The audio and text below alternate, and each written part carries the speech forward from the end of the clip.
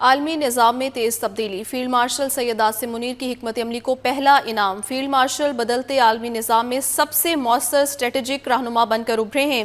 بدلتی عالمی سیاست نے مڈل پاورز کے لیے نیا مگر مشکل دور کھول دیا ہے۔ فیلڈ مارشل سید عاصم منیر درمیانی طاقتوں کے سب سے کامیاب ملٹی الائزز میں شامل ہو چکے ہیں۔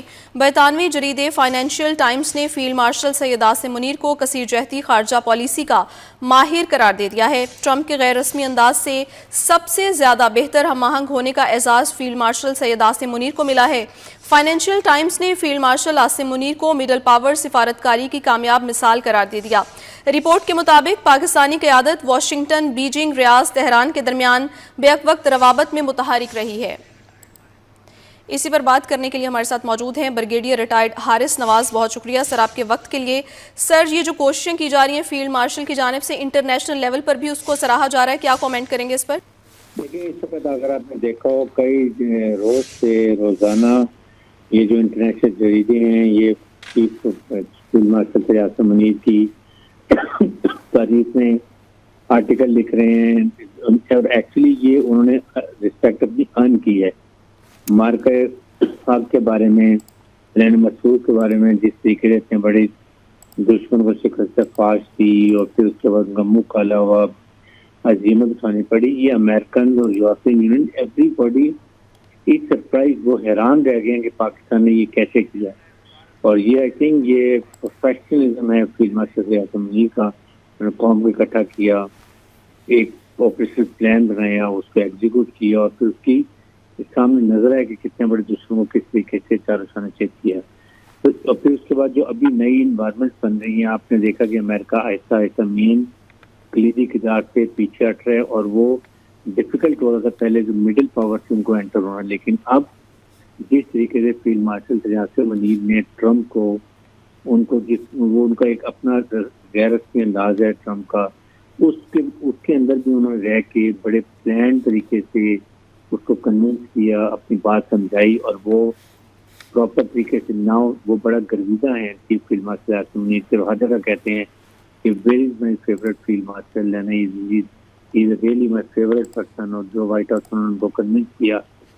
پھر اس کے بعد ان کے روابط رہے واشنگٹن سے، بیجنگ سے، ایران سے، پھر اس کے بعد آپ کے سامنے مڈل ایسٹ سے ایران میں کتنی وہ تشکر پاکستان میں نعرے لگائے گئے جس سے کہ انہوں نے اسٹینڈ لیا۔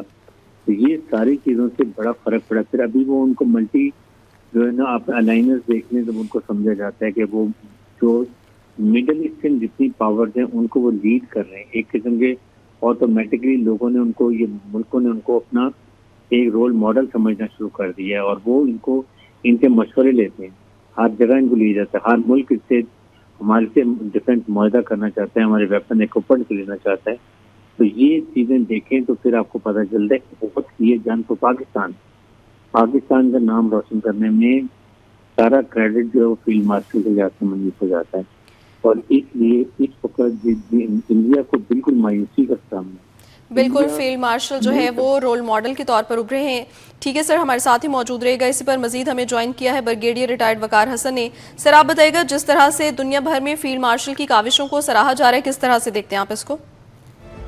3 سال کا آپ ریویو کر رہے ہیں جب سے فیلڈ مارشل آئے ہیں، اور انہوں نے 4 سنبھالا ہے، پاکستان میں چیزیں بہتری کی طرف گئی ہیں۔ ایک تو یہ بہت بڑا انڈیکیٹر ہے۔ پھر 2026 بہت ڈیسائسو رہا ملٹری ٹرم میں بھی اور ملٹری ڈپلومیسی ٹرم میں، اس میں بھارت کو ایک عبرتناک شکست دی پاکستان نے، اور اس میں لیڈرشپ کا بہت بڑا رول رہا ہے تینوں سروسز کا، اور فیلڈ مارشل نے چونکہ اس کو لیڈ کیا ہے تو ساری دنیا پھر ان کی لیڈرشپ کی طرف دیکھتی ہے۔ اس کا جو ہے بہت بڑا امپیکٹ آیا، بیکاز ریجن میں بھارت کو as a counterweight to China 30 سال لگ گئے ویسٹ کو پریزنٹ کرتے ہوئے، لیکن انہوں نے دیکھا کہ ایک پیپر ٹائیگر ہے، اس میں الگ سے پاکستان کی افواج اور لیڈرشپ کا رول رہا ہے۔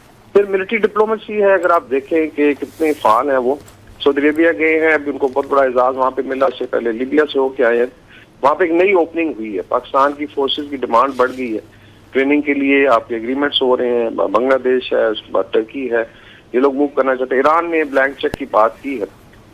تو صاف ظاہر ہے یہ ساری جو ڈیولپمنٹس ہیں ان کو جو ویسٹ میں بڑے پاورز ہیں وہ دیکھ رہے ہیں، اور ملٹی الائنمنٹ میں جو ذکر ہوا ہے کہ ڈیفیکلٹ ہے، لائک مڈل پاورز ہیں پاکستان، ڈیفینیٹلی جو آرمڈ فورسز کی جتنی بھی ان کی صلاحیتیں ہیں ان کو عالمی لیول پر نہ صرف بلکہ انٹرنیشنل لیول پر بھی جو ہے ان کی تحسین کی جا رہی ہے اور وہ قابل تحسین ہے. اسی پر بات کرنے کے لیے ہمارے ساتھ موجود ہیں عبداللہ گل، دفاعی تجزیہ کار ہیں. بہت شکریہ سر آپ کے وقت کے لیے.